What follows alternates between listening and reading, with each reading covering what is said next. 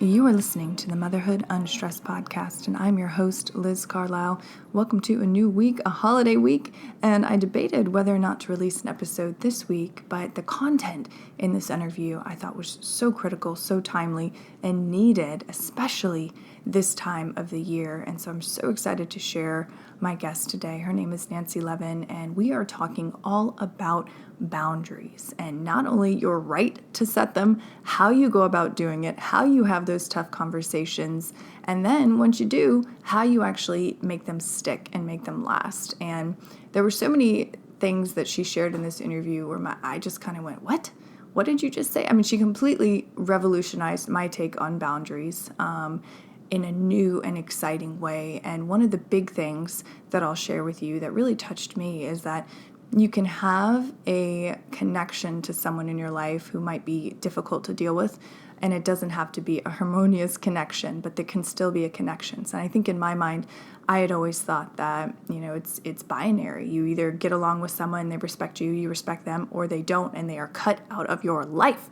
And it doesn't have to be that way. And so I think that that's incredibly expanding for so many people who might have an in-law or, someone that they have to deal with day in and day out, but now you can deal with it while still respecting yourself and honoring yourself. And to me, that is the ultimate life hack, because we always are dealing with other people. Relationships are the core of our lives as humans.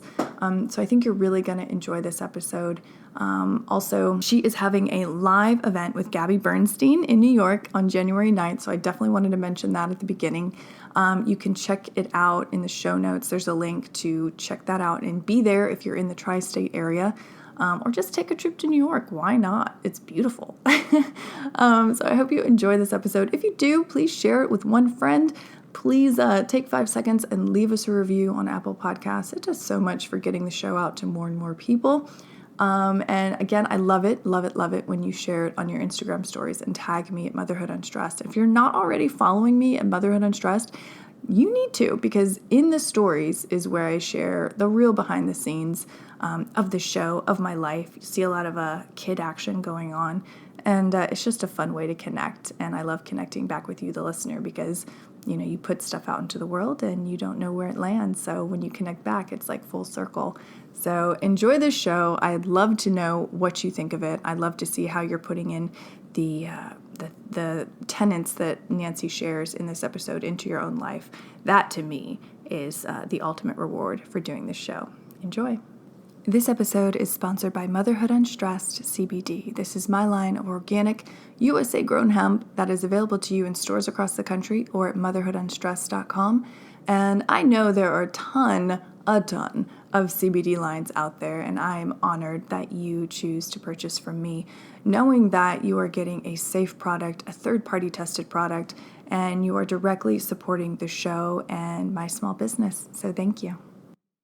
Hello, Nancy. Welcome to the show. I'm so glad that you're here. I feel like this is a show that is so needed, not just at this time of the year, but year-round, especially for the woman listener who's tuning in right now.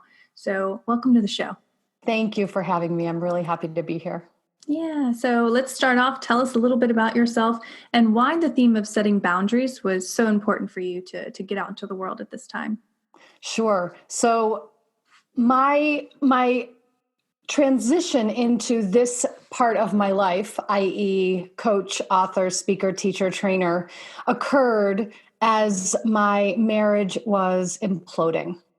And I was the event director at Hay House Publishing for 12 years. I was touring the world with the greatest minds and teachers in the field of self-empowerment and motivation and inspiration and healing. And yet I wasn't able to really let their teachings land in me until I was in my own crisis. And so I found myself in that crisis about 10 years ago. And it was my own personal dark night of the soul that was really the catalyst and portal into me becoming who I am now. And so over a period of time, I was able to leave an 18-year marriage that was very abusive and controlling. I was able to step out into the world as me, essentially. And I had been living my life from the place of managing the perception of others, only wanting to give people the lens that I wanted them to see me through, managing that, also really wanting to project this image of perfection to the world. So I never wanted anyone to know what was going on behind closed doors. And the bottom line is, I didn't want to look at the truth of my life. Therefore, I wasn't able to even begin sharing the truth of who I was. And so this journey was really around truth telling on the base level, admitting to myself what I already knew to be true, and then being able to share that truth. Because I really do believe that we all have this sense that we have to hide some part of ourselves in order to be loved and accepted. We have to hide an aspect of ourselves or some skeleton in the closet secret. You know, if they knew this, if they saw this, they wouldn't love me. And yet in the next breath, we're also saying, I just want to be loved for the truth of who I am. But we're so hung up on revealing that truth. And I know for me, my greatest fear was any sort of exposure. Like I said, I was really intent on being able to manage. But what happens when we are managing other people is we get clear at some point on what an illusion that is. We cannot control another person. We cannot change another person. We can only control and change our own organic agency, our authentic reaction, and our authentic response. So much energy goes into all that external managing that can really be recovered when we are simply taking responsibility for our own experience. So this is my 5th book, Setting Boundaries Will Set You Free. And the reason this book and this topic is so timely right now is I was a woman who didn't even know what a boundary was until my mid-40s. I didn't even know I was allowed to have boundaries. I didn't know what they were, and I certainly didn't know how to set them. And I didn't understand what I now know is the fundamental core of boundaries, that it is not anyone else's job to uphold, respect, or even honor our boundaries. It's up to us. So if our boundaries are being crossed, we are the ones crossing them. We're the ones enabling them to be crossed. And this is the powerful truth that I'm sort of on my soapbox about right now. I love that. I mean, I have so many questions just spurring from that alone, that beautiful way of you describing the work that you do. But going back to that point where you decided to kind of release the reins on trying to manage and control perceptions, for everyone else, was it like Elizabeth Gilbert's Night on the Bathroom Floor or Glennon Doyle Melton? Yeah. Was it like that? And then you just said, I can't do this anymore? It very much was. I mean, I share my story very publicly in my books and on stage and in my teaching, but I will say that the catalytic point for me was actually arriving home from a business trip to discover that my husband of 18 years had read my journals. And what he had read was that I had had an affair 18 years prior. Excuse me, 8 years prior. Sorry. I'd had an affair 8 years prior. On your wedding night. I know. No, I'd had an affair 8 years prior. Forgive me. So I was at that point confronted with, I need to tell the truth to myself. The truth is that my marriage has been crumbling for quite some time. I essentially did what I did at that time because it was all I knew how to do to even unconsciously set in motion the getting out. I didn't have the capacity or the wherewithal to tell myself the truth that I wanted out of the marriage, to go to him and communicate this. I did something else. And then I often think about it that I set a bomb that detonated 8 years later. Yeah. And what I can tell you is that, as still to this day, it's the most, it was the most painful and difficult experience that I've had. And yet it truly was the portal for me to walk through into the life I'm living now. Had he not read the journals, I would still be in the marriage. I would still be people-pleasing, peacekeeping. I would be living inside of his cage of rage, as I call it. And I would have done everything to continue hiding. So the act of him exposing me to me was really the wake up of now it's time to do something else with my life.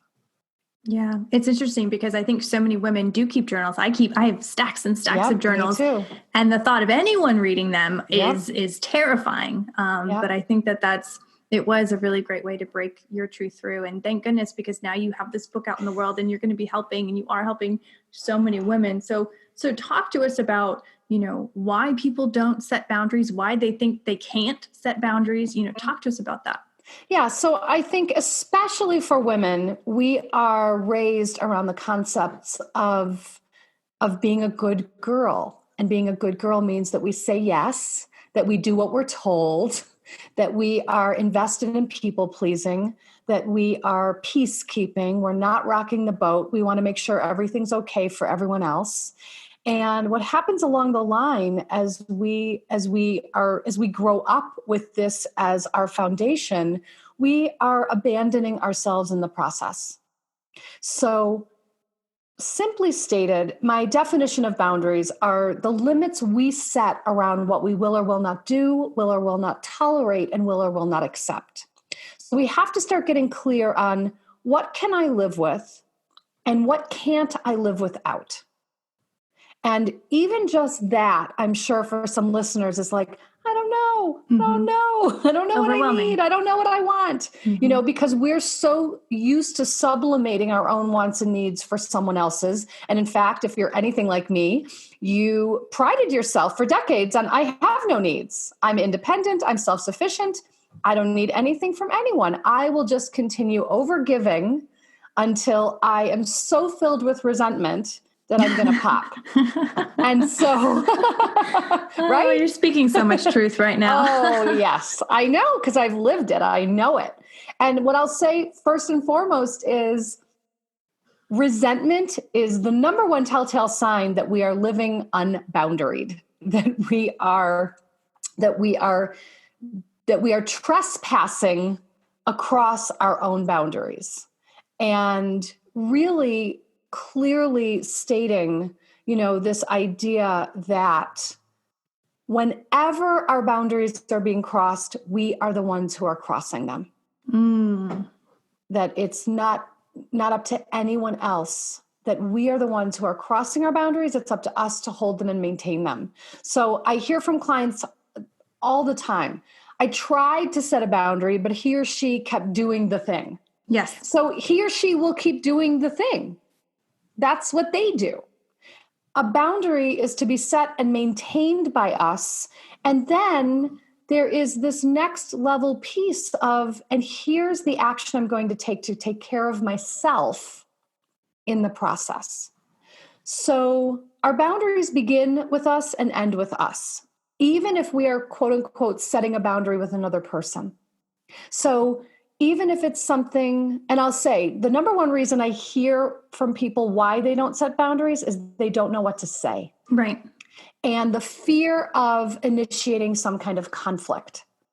So again, definitely stereotypically, women do not want to initiate conflict. We're conflict avoidant because we think conflict is bad.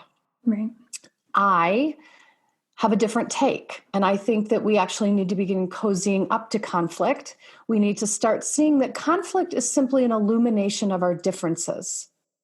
And that it's not really about me trying to get you over to how I see things or you trying to get me over. It's simply about the acknowledgement of this is you, this is me. And if we're in a true, honest relationship, it actually has the capacity to hold the truth of both of us at the same time.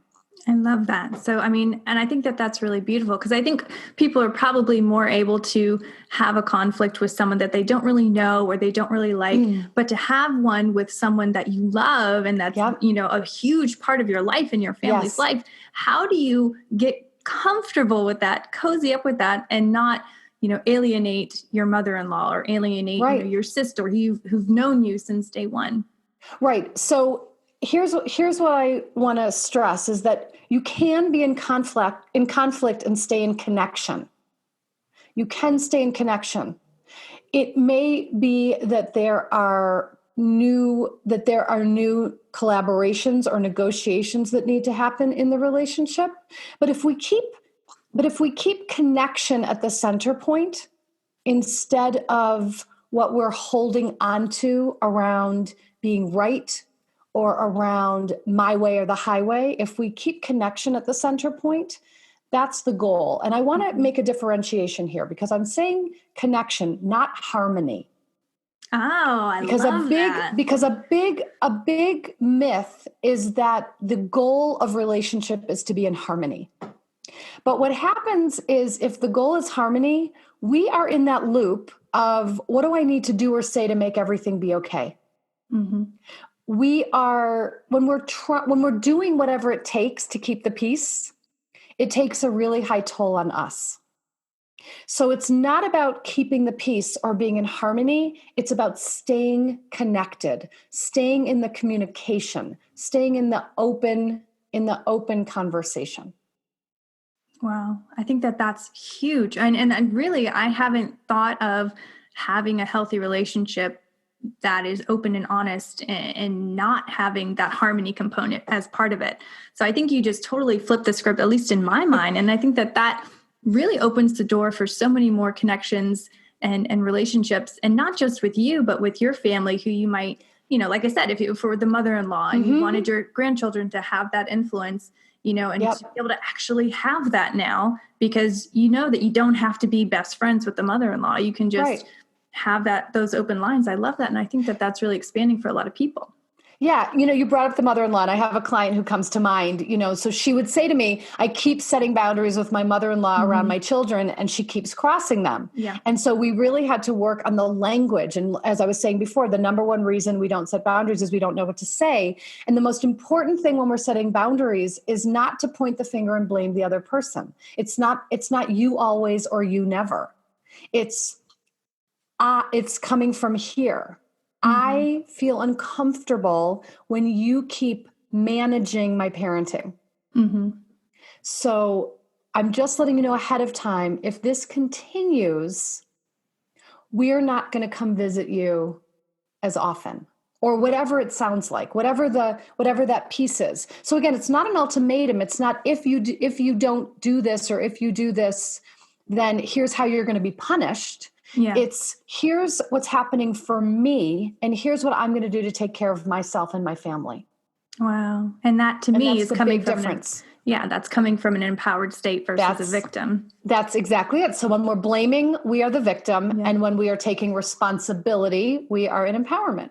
Yeah. I think even just saying that for someone, because so many times people don't even know that they're in a victim status, it's not my fault. They're doing this.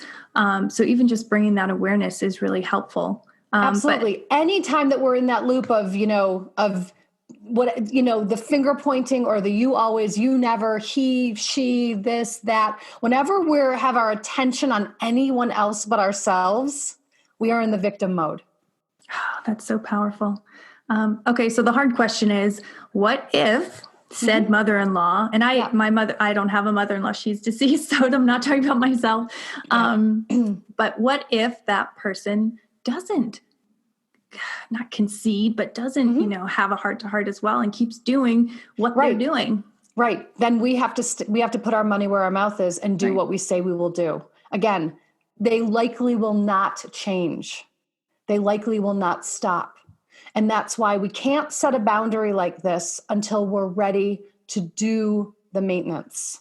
Otherwise, we're the little boy or little girl who cried wolf. We have to do what we say we'll do to back up the boundary. And in this case, it is highly likely that you will have to continue reminding the other person. Remember that conversation we had? I'm just letting you know that I'm now putting this into action. Ooh. I love that. So talk to us a little bit about the guilt that goes along with setting boundaries. Because again, going back to how society raises women in the country, you want to be the good girl. So when you do anything that's not really in alignment with that, you have this overwhelming feeling of I'm bad, or I'm, this is. So talk to us about that. I love this because again, this is going to sort of do another flip for you. I believe that guilt in this context is actually the indicator that you're taking good care of yourself. Whoa. That if you explain, I will, because you've been making everyone else a priority You've been putting everyone else's needs before yours.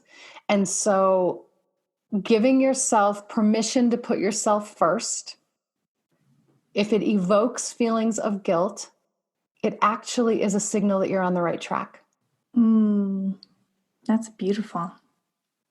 And I think too, like if you're someone who is feeling guilty, you're actually probably a great mom or a great partner because you even care, because you even have those feelings coming up. Right. But and what I'll say is that, again, it's the way that we are other referenced. It's the way that we're looking outside of ourselves for that external validation or approval. And what's most important is that I approve of me. Yeah. And we have to start really learning how to, everything that we're seeking externally needs to be resolved internally first. So when we're in clear alignment here, I often think about it this way. When we're in clear alignment here, the judgment or criticism or whatever we're feeling from the outside world has no Velcro to stick on. Yeah. So what would you say to the woman listening who wants to embody that? What are some easy things that she can do to grow that within herself, that self-love? Yeah. So what it really is bringing the attention back to self and noticing the places where I am really quick to, first of all, say yes when I want to say no. This is a big one. Where am I acquiescing?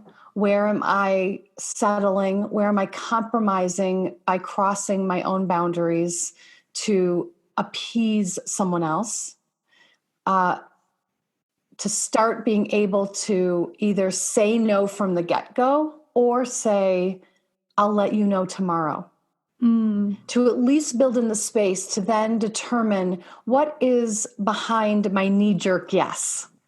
Is it a sense of responsibility and obligation? Is it because I don't want someone else to be angry or mad or disappointed or upset with me? Is it because I want to show up as the hero and the savior?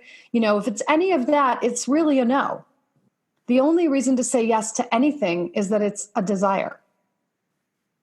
And so to start getting in contact with desire, which is also a really tall order for someone who has been priding herself on having no needs. Yeah. So then the next piece is to get in contact with what are my preferences. Even start with preferences if desire feels too big.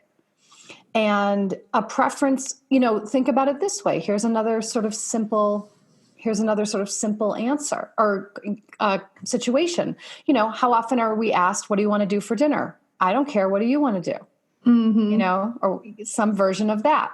And instead of answering with that knee jerk, I don't care. What do you want? Answering with, I really want sushi tonight. And then the other person might want Italian, and there might be a discussion about which way we're going. But you can be sure that even if you end up eating Italian, you're going to feel better than you would had you not said what you wanted. Yeah. Because every time we stuff down anything that we want, again, the resentment is building. And just back to the piece about the no earlier, I also want to say that for women especially, we have a really hard time saying no and leaving it at that. Yes. So I'm a big proponent of saying no without a song and a dance, without an explanation, without an excuse, without a reason. We don't actually owe anyone a reason for what's true to us.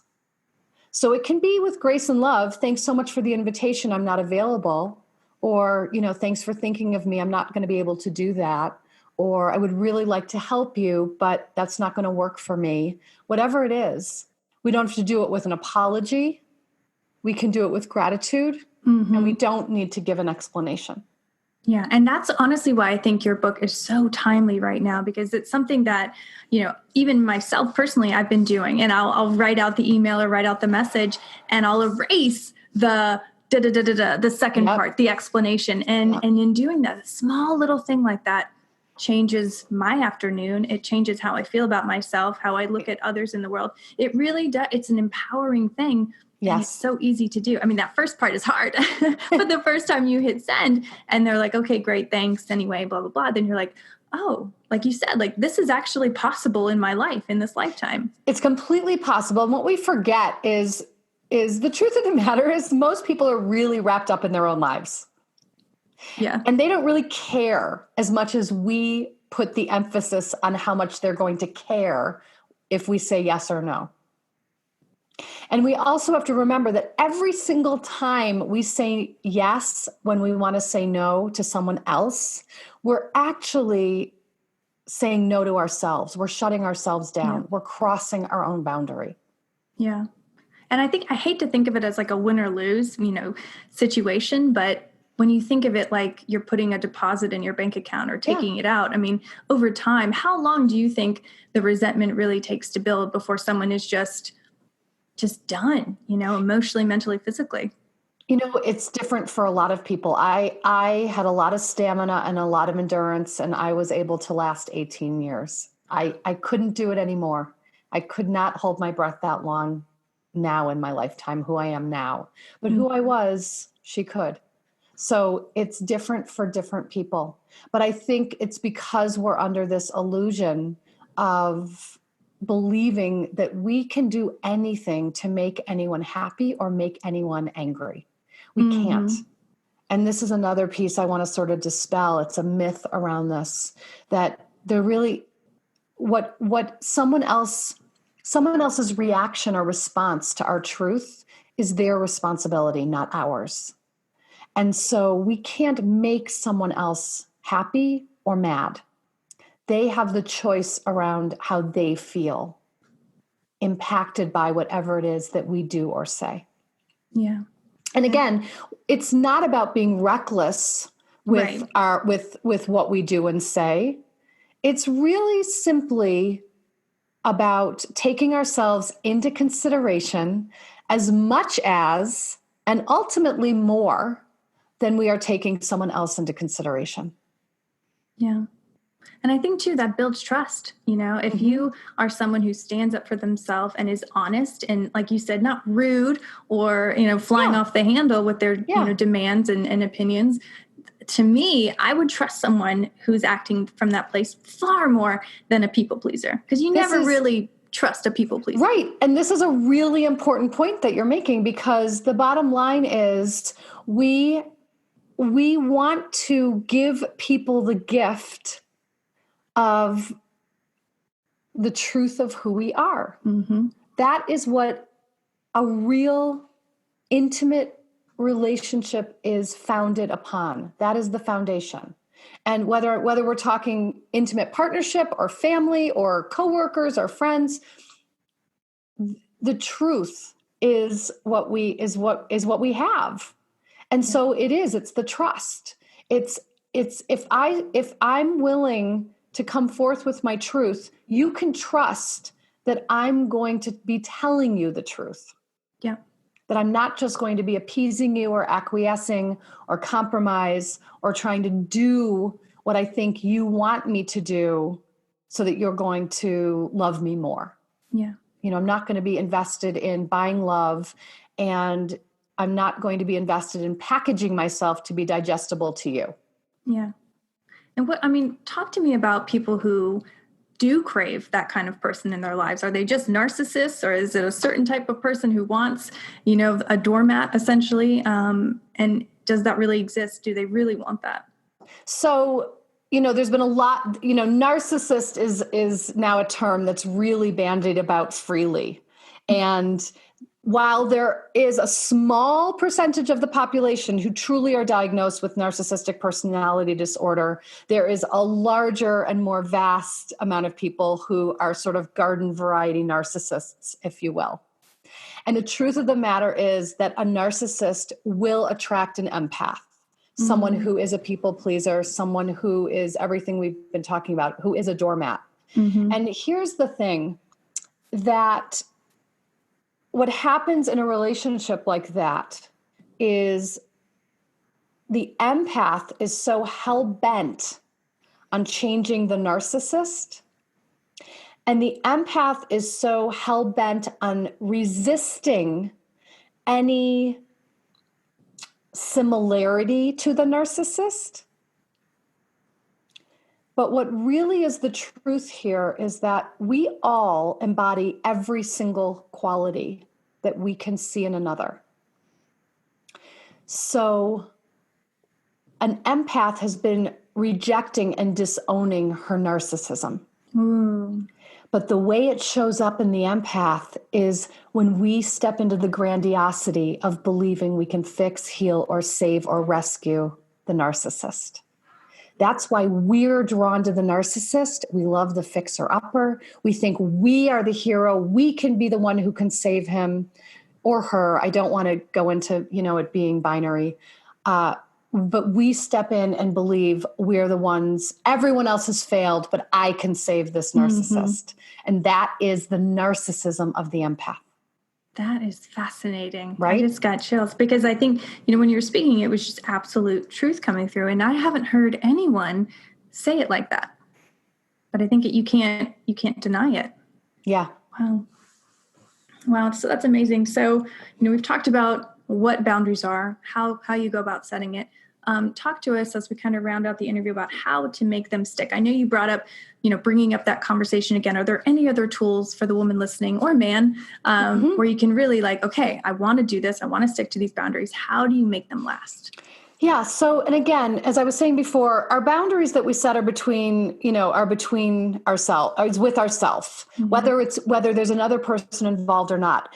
We may even decide that a boundary doesn't need to be spoken, even if it's with someone else, because ultimately this is about keeping the commitment to ourselves. This is about staying accountable to ourselves. And so for each person, it really comes down to what's it going to take for me to honor this, whether it's something around time, whether it's something around behavior. What's it going to take for me to honor this? Because every time I don't honor the boundary I'm setting, I'm actually proving to myself that I'm not trustworthy. I'm proving to myself that I don't believe I'm worthy and deserving of what I say I desire. So I'm a big proponent of these micro actions, that it's inch by inch. It's not the big broad jump all at once. So it's what's an action I can take today, and I look at it as what's the most self-loving action I can take today? What's the most self-honoring choice I can make today? And then start there. Again, it's about coming back to me instead of keeping my attention on everyone else. And what do they think? What do they need? How should I show up for them? Instead, it's about how can I show up for me today? Yeah. And it might be, no matter how small. I'm also, part of this too is really being able to come into communion with ourselves, whether it's through meditation, whether it's through journaling, whether it's through hiking, whether it's through taking a bath, whatever it is. And I'm not talking about, blocking off an hour a day. I'm not talking about anything that feels unrealistic. I'm only talking about what feels doable and achievable. Yeah. So even if it's 5 minutes, it matters. It makes a difference. Mm-hmm.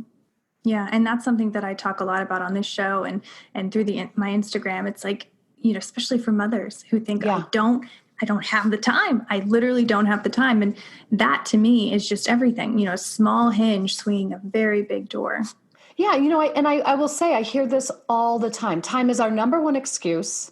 And time is the one unrenewable resource.